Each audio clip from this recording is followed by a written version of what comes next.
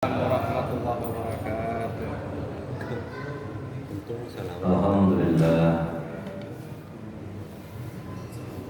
Alhamdulillahilladzi anzala al-Qur'ana fi syahri Ramadan wa ja'alahu hudan lin-nasi wa bayyinatin minal huda wal furqan.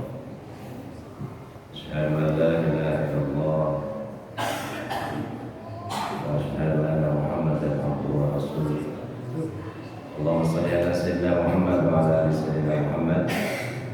Rabbi shrah li sadri wa yassir li amri wahlul 'uqdatam min lisani yafqahu qawli. Rabbi zidni ilma warzuqni fahma.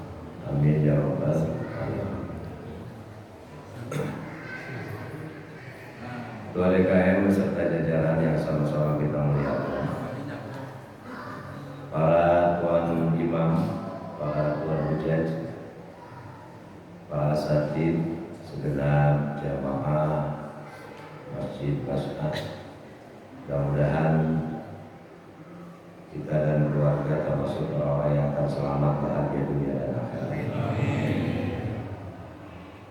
Pagi ini kita bersyukur kepada Allah. Setelahnya tadi kita terbangun mengucapkan alhamdulillahilladzi ahyana ba'dama amatana wa ilaihin nusyur. Syukur kita selanjutnya adalah ada anugerah yang begitu besar Allah berikan kepada kita, yaitu nikmat taufik hidayah kita bisa melaksanakan rangkaian ibadah yang ini bisa jadi kesempatannya tidak dimiliki oleh semua orang. Ada yang ingin bisa sholat berjamaah, tapi karena tuntutan pekerjaan dia harus sudah berangkat dari rumah sebelum subuh. Akhirnya sholat subuh di jalan. Bagaimana nasibnya? Ketabrak. Makanya kalau sholat subuh jangan.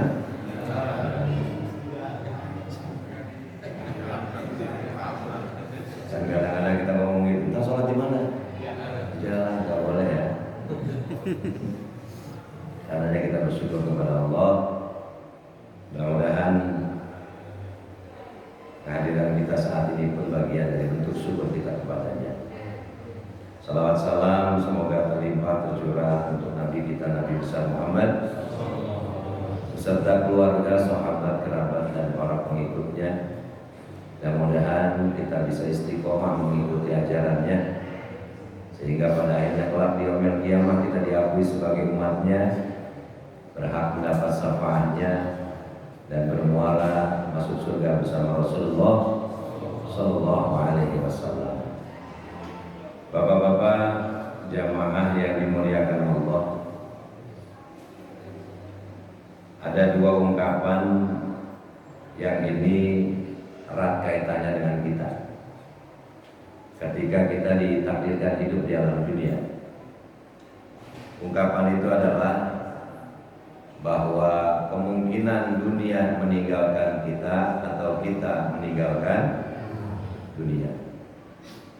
Dan itu dua-duanya potensi yang sangat amat besar terjadi pada setiap kita. Dunia meninggalkan kita atau kita meninggalkan dunia. Contoh, dunia anak-anak sudah kita lewati, berarti kita bukan lagi anak-anak, tapi bapaknya anak-anak. Tapi kadang-kadang kita masih pengen jadi anak-anak. Makanya kalau bapak-bapak udah kumpul lebih dari 5 orang, pasti jadi anak-anak. Bercandanya, ngobrolnya, betul-betul. Karena memang dunia itu yang sangat kita nikmati. Dunia remaja juga sudah kita lewati dan sudah meninggalkan kita. Walaupun terkadang bisa jadi usia 50, tapi jiwanya jiwa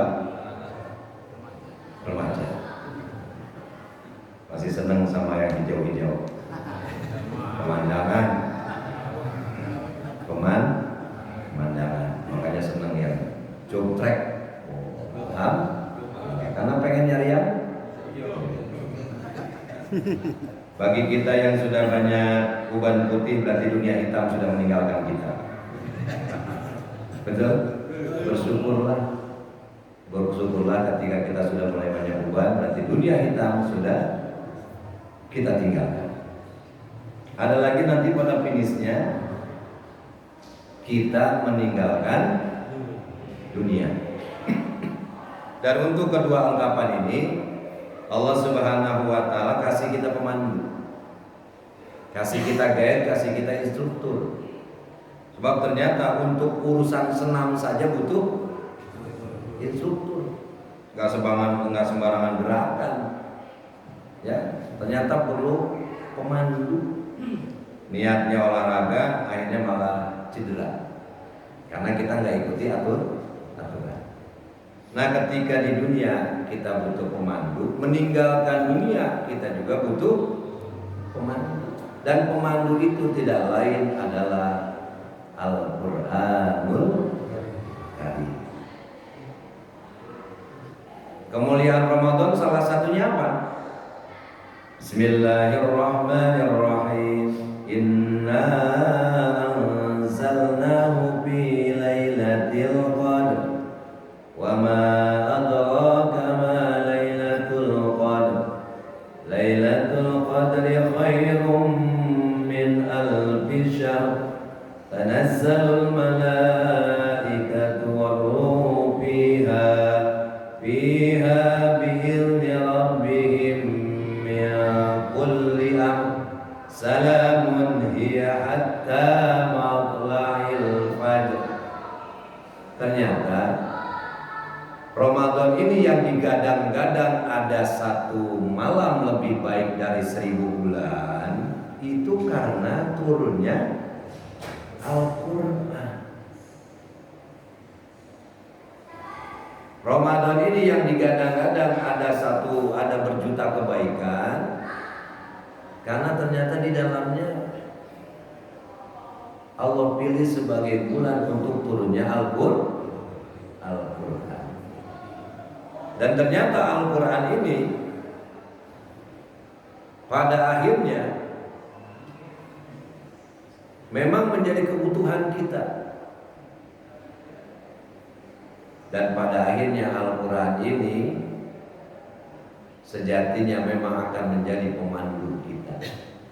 Makanya tadi kalau kita baca kita menyebutkan Al-Quran, ujungnya Al-Quranul Karim. Ramadan Karim. Kita berdoa di 10 hari terakhir, Allahumma innaka afuwun tuhibbul afwa fa'fu anna ya Karim. Ada apa dengan Pak Karim? Karena bulan Ramadan ini dia banyak disebut-sebut. Karim itu kan salah satu Asmaul Husna ya. Salah satu sifat Allah. Karim itu diterjemahkan artinya apa? Mulia. Tapi kalau kita menyebut Quran hanya sebagai mulia, maka kita tidak akan mendapatkan esensi sesungguhnya dari Al-Quran itu sendiri. Kalau orang disebut mulia, itu pasti landasannya orang tersebut sudah penuh dengan kebaikan. Ada orang baik ke tetangga, ada orang baik ke teman, ada orang baik kepada sesama muslim, bahkan dia baik kepada semua manusia. Ini orang disebutnya bukan orang baik lagi, tapi disebut orang mulia. Berarti dia sudah punya kebaikan di luar batas. Ketika kebaikan sudah di luar batas, disebutlah dia orang yang mulia. Maka karim diartikan dermawan, karim diartikan pemurah. Dan yang lebih masyhur, karim itu disebut mulia. Karena apa? Kedermawanannya, kepemurahannya sudah di atas rata-rata. Maka Ramadan ini yang kita minta apa? Ternyata Rasulullah mengajarkan ketika kita ingin mendapatkan keberkahan yang disebut malam Lailatul Qadar, yang katanya malam itu lebih baik daripada 1000 bulan. Ternyata doa yang kita panjatkan kepada Allah, menyebut asmanya yang kita sebut, fa'fu anna ya Karim. Limpahkan kami ampunanmu, maafmu, wahai zat yang maha mulia, maha pemurah, maha dermawan. Nah, maka bisa kita tarik kesimpulan Ramadan Karim, karena Ramadan ini penuh kemurahan Allah. Al-Quranul Karim, karena Quran ini bagian dari kemurahan dan kedermawanan Allah kepada kita. Betapa tidak, coba lihat, buka dan kaji Al-Quran. Kita memang masih sibuk dengan ritual, padahal tingkatan kita melaksanakan ibadah sudah juga harus sampai kepada pengenalan dan pemaknaan. Kita masih kejar-kejaran dengan khotaman Quran, itu juga bagus. Dan saya yakin di sini bapak-bapak semenjak Ramadan sekarang sudah tanggal berapa? 23. Saya yakin sudah bolak-balik Al-Quran ini kelihatannya. Jadi Al-Quran dibolak. Entah sudah berapa juz. Ya mudah-mudahan sudah ada yang khatam. Amin ya rabbal. Amin ya rabbal. Padahal makna sesungguhnya bukan hanya itu. Ya, bukan hanya itu, bukan hanya sibuk dengan bacaan. Tapi ketika Al-Quran dikatakan hudal lil muttaqin, akan jadi guide, akan jadi petunjuk, jadi instruktur bagi orang yang bertakwa. Berarti kita perlu tahu makna apa yang ada di dalam ayat-ayat Al-Quran. Dan ternyata ketika kita buka Al-Quran bukan hanya bicara sholat, Al-Quran bukan hanya bicara zakat, bukan hanya puasa, haji dan lain sebagainya. Al-Quran bicara makan, Al-Quran bicara minum, Al-Quran bicara tidur, Al-Quran bicara pakaian, Al-Quran bicara pernikahan, Al-Quran bicara keseharian. Bahkan mohon maaf, kalau makan minum ini nggak dipandu dalam Al-Quran, niscaya tidak ada nilai ibadah. Padahal kita lihat Al-Quran bicara masa lalu, pertama kali Allah ciptakan manusia, Nabi Adam dan Siti Hawa. Apa kata Allah? Ya Adam uskun anta wa zawjukal jannah. Hai Adam, hai Hawa, tinggallah kamu di surga. Perintahnya apa? Setelah tinggal di surga, perintah Allah kepada Nabi Adam apa? Sholat, zakat, puasa, haji? Bukan. Wa kula minha ragadan haitsu syi'tuma, makanlah sepuasmu apa yang ada di dalam surga. Maka perintah Allah pertama kepada Nabi Adam ternyata bukan sholat tapi makan. Maka kita keturunan Nabi Adam pastinya nggak bakal jauh dari makan. Acara ujung-ujungnya reuni, arisan, bukber, pasti bukber yang ditungguin makannya. Ya, makanya kalau ditanya bapak-bapak kalau nggak makan 3 hari lemes apa enggak? Lemes kan? Kalau nggak ngaji 3 hari?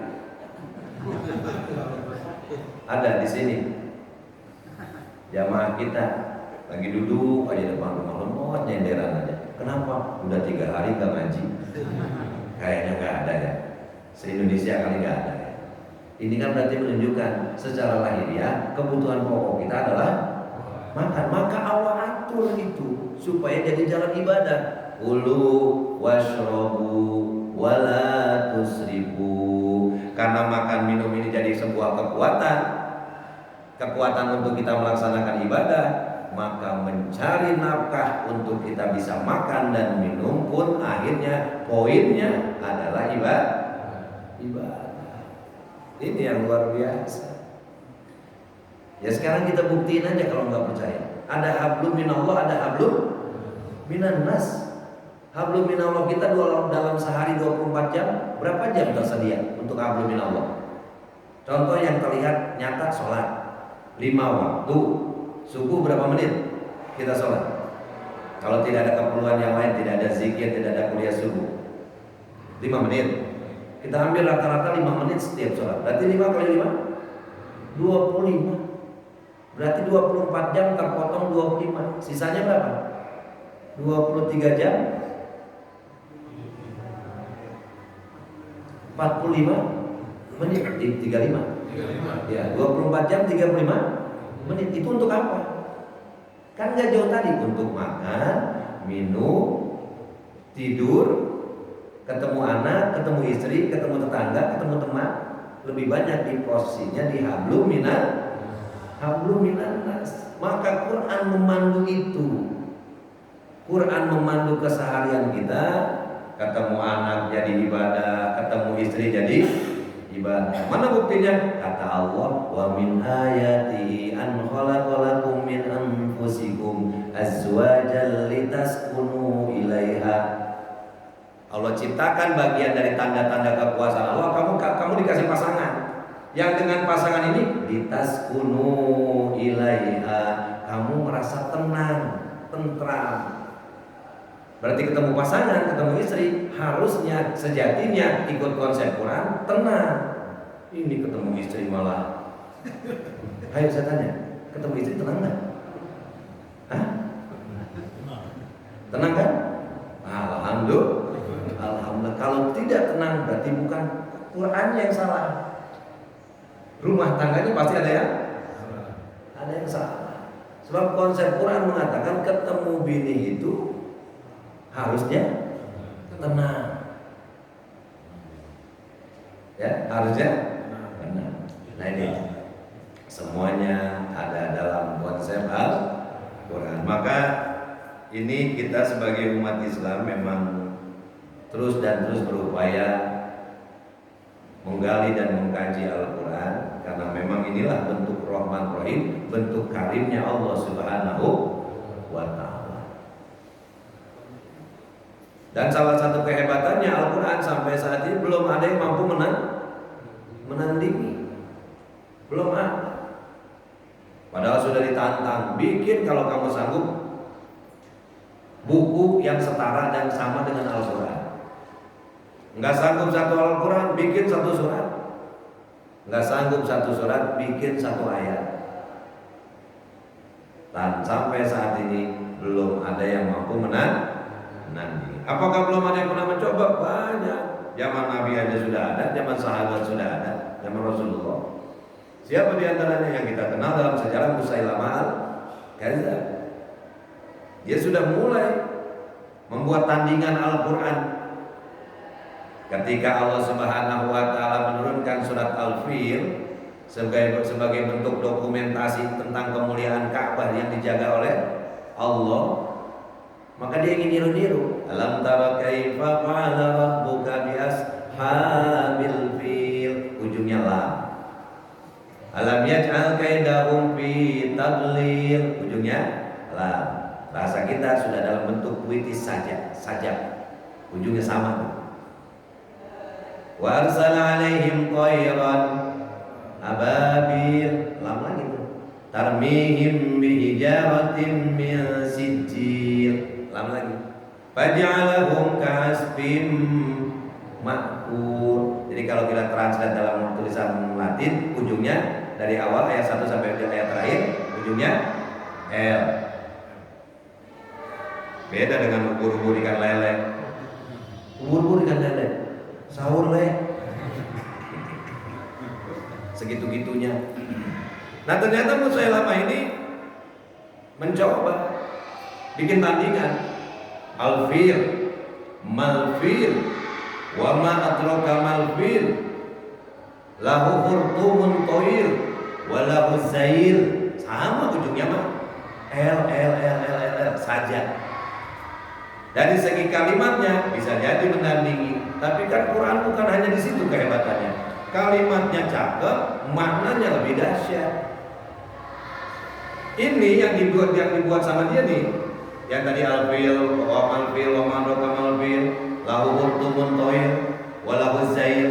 Itu mah hanya menceritakan tentang gajah dalam prosa bahasa Arab. Fil, gajah. Mal-fil, apa itu gajah? Wa ma adraka mal fil, tahukah kamu apa itu gajah? Mau nyaingin alam taruh kai bapak alam bukan biasa. Pil-pil. Secara lahiriah bentuknya dahsyat, menyamai, tapi dalam makna jauh panggang dari api, jauh kemana-mana. Dia hanya mengatakan lahu hurtumun toil, yang disebut gajah itu dia punya belalai yang panjang. Walahu zair, dia juga punya ekor. Buat apa Allah capek-capek nurunin Quran cuma buat cerita gajah doang? Gak perlu turun malaikat Jibril yang begitu. Kita melihat aja udah tahu gajah begitu bentuknya. Betul. Gajah itu yang gede apanya? Ayo, kandangnya betul. Gajah itu yang gede, kandangnya. Nah, ini kehebatan Al-Quran. Yang ternyata seiring perkembangan zaman, seiring perkembangan waktu, luar biasa. Secara ilmiah Al-Quran semakin dibuktikan keotentikannya, Al-Quran semakin dibuktikan kebenarannya. Dan buat kita umat Islam, sudah yakin jadi bertambah yakin, sudah iman jadi bertambah iman. Nah, mudah-mudahan orang-orang yang menemukan kebenaran Al-Quran juga dibarengi dengan taufik hidayahnya Allah Subhanahu wa Ta'ala. Mohon maaf di luar sana, yang saya tahu, yang saya dengar, bukan saya tahu karena saya belum ke sana. Contoh, dulu anak guru saya pernah kuliah di Kanada, McGill ya, kalau nggak salah di Kanada ada salah satunya. Ambilnya spesialisasi apa? Ilmu tafsir Quran.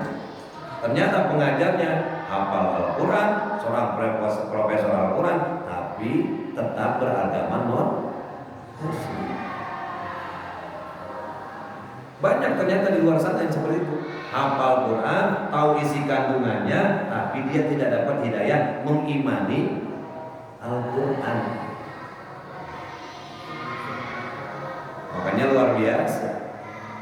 Kayak di Mekah ya, orang Arab, dia pantas baca Quran, imam dengan hafalannya, nadanya merdu, tahu isi kandungannya. Ketika sholat dibaca ini ayat tentang siksa, tergerak hatinya, takut akan betapa dahsyatnya siksa neraka, menangislah tuh imam. Makmumnya terbawa. Di kita imam baca surat panjang, imam nggak nangis, yang nangis, yang nangis makmumnya. Di luar sholat ditanya, kamu ngerti? Enggak. Kenapa nangis? Asam urat kambuh. Luar biasa kan? Ini bicara Al-Quran memang tidak akan ada habis-habisnya. Maka salah satu saya ingin katakan bahwa Ramadan ini pun keberkahan kemuliaannya, selain memang ada perintah puasa, juga karena Ramadan ini diturunkan Al-Quran. Maka kalau siang harinya keistimewaan Ramadan itu puasa, kalau malam harinya apa? Apa malam harinya keistimewaan Ramadan? Sesuai konteksnya, nuzulul Quran. Maka Quran ini tadi kita namakan Al-Quranul Karim, Quran yang maha mulia. Maka bisa dipastikan siapapun yang berinteraksi dengan Al-Quran, dipastikan dia akan terbawa mulia. Amin ya Rabbal. Kalau saat ini kita baru hanya bisa membaca, sudah dipastikan orang yang rajin baca Quran akan menjadi mulia. Dijanjikan oleh Rasulullah, Iqra'ul Quran, bacalah semampumu Al-Quran. Fa innahu ya'ti yaumal qiyamah syafi'an li ashabi. Dia kelak akan menemanimu, akan membelamu, akan jadi pengacaramu. Di mana? Di akhirat, di hadapan Allah Subhanahu wa Ta'ala. Kalaupun kita ditakdirkan sampai saat ini belum bisa baca Quran langsung dari mushafnya, baca yang ada di dada kita, baca yang ada di hafalan kita. Banyak jalan menuju, siapa yang bilang Roma? Banyak jalan menuju surga. Teman kita itikaf buka lembar mushaf, baca dari dari juz 1 sampai khatam 30 menit atau 45 menit. Kita belum bisa pegang tasbih, baca yang kita hafal. Hafalnya qul, karena memang dari dulu itu surat terfavorit. Ya udah, qul huwallahu ahad, Allahus samad, lam yalid wa lam yulad wa lam yakul lahu. Kalau tadi satu juz yang bisa baca Quran bisa 45 menit, kira-kira 45 menit kita baca Al-Ikhlas, dapat gak 100 balik? Dapat gak 100 kali? Dapat. Bahkan diijazahkan oleh Nabi 3 kali baca Qul sama dengan 3 kali baca Qul sama dengan 1 kali khatam. Berarti dia lebih banyak khatam Qurannya. Secara hitungannya kayak begitu ya. Ini yang saya maksudkan, bahwa tidak tertutup kemungkinan kita untuk terus bisa dekat dengan Al-Qur'an. Nah, level kedua, pertama baca, level kedua mengkaji. Maka Nabi bilang khairukum man ta'allamal Quran. Tadi perintah yang pertama baca. Bacanya saja sudah dapat jaminan dapat syafaat. Ada yang mengatakan ulama syafaat nanti di akhirat salah satunya ada 2. 1 ulama apa syafaatul Quran, 2 syafaatul Rasulullah sallallahu alaihi. Nah, kalau syafaat Al-Quran ini akan datang sebelum kita terkena siksa. Quran datang. Tapi kalau syafaat Rasulullah akan membela umatnya di mana dia terkena siksa, di hatinya ada iman, dibantu oleh Rasulullah sallallahu alaihi wasallam. Yang kedua tahapannya bukan hanya membaca. Sebab membaca kita kan terjemahnya baru melafalkan kata-kata alif, lam, mim. Itu yang kita katakan membaca. Padahal ta'rif definisi membaca itu kan memindahkan tulisan menjadi pengetahuan. Itu sebenarnya definisi membaca. Makanya Al-Quran diawali dengan Iqra. Kita baru lihat langit baru membaca itu langit. Walaupun gak ada tulisannya, itu langit. Tapi kita belum tahu apa pengetahuan yang ada di atas sana. Maka kita membacanya baru harfiah. Begitu juga dengan Quran. Kita baca misalkan Yasin wal Qur'anil Hakim innaka laminal mursalin. Ketika ditanya apa isinya, geleng kepala. Kenapa? Karena kita baru membaca melafalkan tulisan. Tahapan kedua kita terhadap Al-Quran, ta'allam Al-Quran. Maka Nabi katakan khairukum man ta'allamal Quran. Naik levelnya tuh. Naik levelnya. Apa levelnya? Kita menjadi orang yang terbaik di sisi Allah. Salah satunya ketika kita berinteraksi dengan Al-Quran, sibuk dengan mempelajarinya. Makanya saya dengar di sini alhamdulillah ya, Ki Haji Fikri ya. Tiap hari selain hari Minggu ada kajian Quran. Nah, mudah-mudahan ini menjadikan kita kategori hal dalam hadis tersebut. Kajian orang yang mau belajar Al-Quran. Insya amin ya rabbal alamin. Saya pernah baca bukunya Profesor Dr. Habib Quraisyihab. Dia mengatakan kehebatan baca Al-Quran, satu ayat dibaca dalam 10 hari maka akan dapat inspirasi yang berbeda. Kita baca di hari ini Bismillahirrahmanirrahim dengan menyebut nama Allah yang Maha Pengasih lagi Maha Penyayang. Segitu kita baca tuh. Baca ayatnya, baca terjemahnya. Kita diam, cari penelusuran lewat insting inalar yang Allah kasih kepada kita. Hari itu kan kita dapatkan pencerahan. Besok kita baca lagi, jangan pindah ayat, masih Bismillahirrahmanirrahim. Dipastikan kita akan selalu mendapatkan satu pencerahan yang berbeda. Inilah kedahsyatan Al-Quran. Nah itu, jadi yang kedua level naiknya khairukum man ta'allamal Quran. Yang kedua, yang ketiganya wa'allama. Dan kalau sudah kita mampu di posisi tertentu, bukan hanya mempelajari, tapi juga punya kewajiban wa'allamahu, mengajarkannya. Makanya saya suka lihat metode kurikulum para ulama di Indonesia ya, salah satunya. Di dunia pesantren itu belajar tauhid diawali kitab yang tipis, namanya Aqidatul Awam. Di Aqidatul Awam itu dikenalkan sifat 20. Dalam sifat 20 itu dikenalkan wujud, qidam, baqo, muhalafatul awadi hawadisi sambil diterjemahkan. Wujud artinya ada, tidak artinya terdahulu, bako artinya kekal, mukhalafatul hawa berbeda dengan makhluknya. Ternyata ini apa kepentingannya dijadikan pelajaran dasar? Sebab Al-Quran ini belum bisa kita ajarkan ke anak-anak, baru hanya bacanya. Tapi kalau makna dan tujuannya belum bisa. Nah, tapi karena sudah didasari dengan mukhalafatul hawadisi, Allah itu berbeda dengan makhluknya, maka ketika dia menemukan ayat yang berkaitan dengan mujasimah, jisim-jisim, jirim, bentuk yang berkaitan dengan Allah, wajhullah, wajah Allah, maka dia langsung akan mencerna. Oh, ini wajah Allah, tapi dalam ilmu tauhid dikatakan mukhalafatul hawadisi. Wajah Allah tidak bisa sama dengan wajah makhluknya. Maka dia sudah punya filter, sudah punya rem. Kenapa? Karena didasari dengan hal-hal tersebut. Nah, itulah para ulama membuat satu kurikulum yang pada akhirnya ingin apa? Semuanya bisa memahami Al-Quran.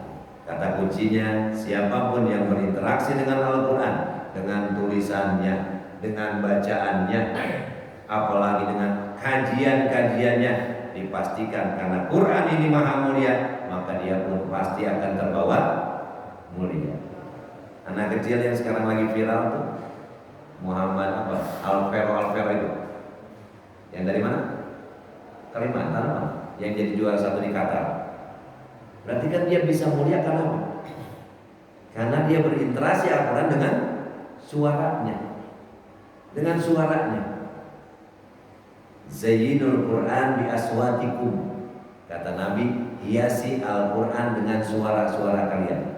Maknanya bisa dua, baca Quran harus pakai nada yang bagus, atau suara kita hiasi dengan Al-Quran. Artinya apa? Kalimat-kalimat yang keluar dari mulut kita keseharian minimal di dalamnya ada bacaan Al-Quran. Jadi menjemput Lailatul Qadar, kalau kita lihat dari kandungan Al-Quran tadi, bisa dengan hablum minallah, bisa dengan hablum minannas. Di zaman Rasulullah ada sahabat yang mau perang, tapi ternyata dia kasih info, ya Rasulullah, ibu saya sedang sakit. Apa kata Nabi? Pulang. Itu lebih mulia yang bisa kamu tempuh untuk kamu lakukan, mengambil jalan kemuliaan. Berarti di tengah-tengah kita pun bisa jadi ada orang tidak bisa sholat berjamaah, tidak bisa tarawih, ketika misalkan dia sibuk ngurus apakah anaknya yang sakit ataukah istrinya yang sakit, apalagi orang tuanya yang sakit. Jadi kesimpulannya, di 10 hari terakhir ini banyak jalan untuk kita mendapatkan keberkahan Lailatul Qadar. Yang terpenting jangan keluar konsep dari Al-Quran. Amin ya rabbal Allahumma arhamna bil Quran. Mungkin ini yang bisa disampaikan karena tidak bisa terlalu panjang. Sebab biasanya beres kuliah subuh ada kopi susu jahe, ini enggak ada. Jadi saya sudah kekeringan ini Pak Iwan kembali ya. Ya, jadi tidak berlama-lama, mudah-mudahan Allah singkat, mudah-mudahan padat dan syarat makna yang paling terpenting dibarengi dengan taufik hidayah, ilmu yang kita pelajari menjadi sesuatu yang bermanfaat. Allahumma shalli ala sayyidina Muhammad wa ala sayyidina Muhammad. Asyhadu an la ilaha illallah, astaghfirullah. Allahumma inna nas'aluka ridhaka wal jannah wa na'udzubika min sakhatika wan nar. Allahumma innaka 'afuwun tuhibbul 'afwa fa'fu 'anna ya karim, fa'fu 'anna ya karim, fa'fu 'anna ya karim. Rabbana atina fid dunya hasanah wa fil akhirati hasanah wa qina adzabannar. Walhamdulillahi rabbil. Terima kasih atas segala perhatian. Mohon maaf berbagai kekurangan. Wallahu muwaffiq. Assalamualaikum warahmatullahi wabarakatuh. Sallallahu